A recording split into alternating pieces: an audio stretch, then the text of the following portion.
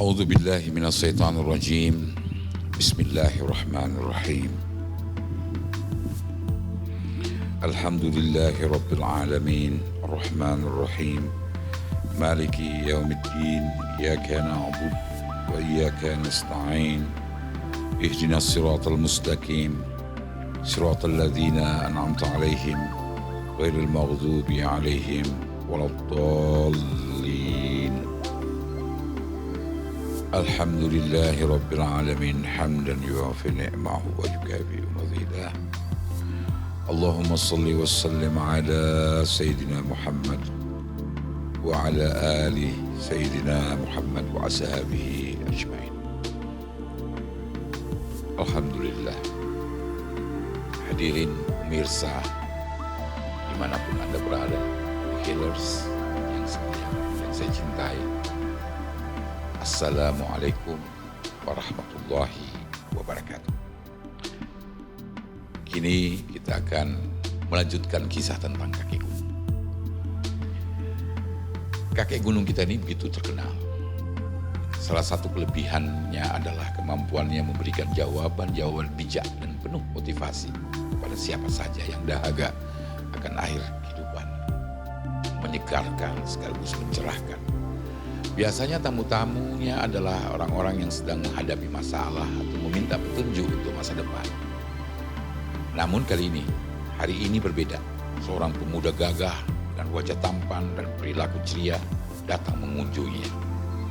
Setelah mengucapkan salam, Assalamualaikum, terdengar suara dari dalam, suara sang kakek. Gunung menjawab, Waalaikumsalam, silakan masuk. Pemuda itu pun masuk ke dalam pondok. Sambil tertawa kecil, sang kakek bertanya, saya tidak melihat engkau punya persoalan yang berat atau membutuhkan nasihat. Ada apa gerangan yang membawamu kemari, anandaku? Pemuda itu tersenyum, lalu mengeluarkan secari karton berukuran 16 kali 14 kali 16 lah, dari sakunya dan mencerahkan kepada sang kakek. Maaf telah mengganggu ketenangan kakek. Saya tidak punya masalah. Hanya saja orang ini barangkali yang punya masalah. Kakek gunung menerima karton itu dan memperhatikan dengan serius. Itu adalah gambar seorang pria tua. Ya, kata orang kakek gunung. Orang ini memang penuh masalah umannya. Dari raut wajahnya, dia memiliki nafsu yang besar, bodoh, dan suka bertindak serampangan, malas, gemar berpoya-poya, dan tidak pantas dijadikan teman. Apalagi untuk berbisnis. Dia hanya mencari keuntungan sendiri dan suka pamer. Lebih buruk lagi, dia ini tukang cemburu. Mendengar jawaban itu, pemuda tersebut terkejut. Ia semakin heran saat kakek gunung mengembalikan gambar itu kepadanya dan berkata, jangan pernah bergaul dengan orang ini.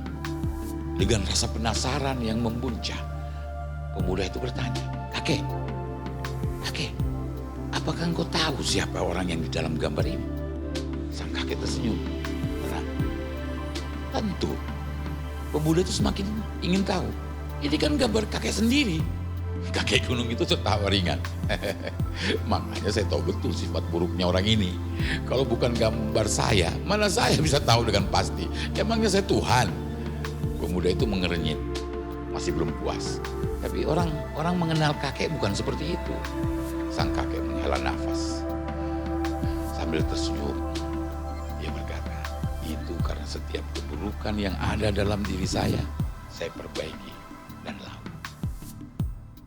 Kisah ini bukan sekedar cerita ringan, melainkan refleksi mendalam tentang kesadaran diri dan perjuangan melawan keburukan dalam diri sendiri. Kakek gunung tidak hanya mengajarkan kejujuran terhadap kelemahan diri, tetapi juga memberikan pelajaran bahwa seseorang tidak terlahir sempurna.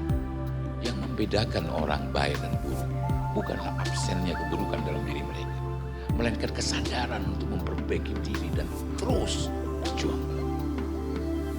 Banyak orang sering menilai orang lain tanpa bercermin pada dirinya sendiri. Sebaliknya kakek gunung menunjukkan bahwa seseorang yang benar-benar bijaksana adalah mereka yang paling mengenal dirinya sendiri, termasuk segala kekurangannya, termasuk segala kelemahannya. Namun alih-alih menyerah pada sifat buruknya, ia memilih untuk memperbaikinya, melawannya. Pesan moral dari kisah ini sangat kuat. Setiap orang memiliki kelemahan, tetapi mereka yang terus berusaha memperbaikinya adalah mereka yang layak dihormati. Tidak ada manusia sempurna. Kita ini bukan nabi dan rasul, tetapi kesempurnaan yang ada dalam diri kita adalah justru hasil dari perjuangan kita melawan diri kita, melawan nafsu kita, melawan kekurangan-kekurangan kita. Manusia yang benar dan baik adalah manusia yang terus-menerus berusaha menjadi lebih baik. Wajah kehidupan adalah cerminan dari bagaimana kita menghadapi diri sendiri. Kita bukan makhluk yang sempurna, tapi perjuangan untuk terus memperbaiki diri adalah membuat kita lebih bernilai. Maafkan saya yang penuh kekurangan. Maafkan saya yang penuh kelemahan. Saya akan berjuang untuk tampil sebaik-baiknya di hadapan Anda dan menutupi segala kekurangan saya dengan berbuat baik. Karena saya mengenal kelemahan saya mengenal kekurangan saya. Dan kepada Allah lah saya memohon ampun. Dan kepada kalian yang pernah aku sakiti, mohon maaf. Aku akan berusaha untuk memperbaikinya dan tidak mengulangi. Wabillahi taufiq wal hidayah. Wassalamualaikum warahmatullahi wabarakatuh.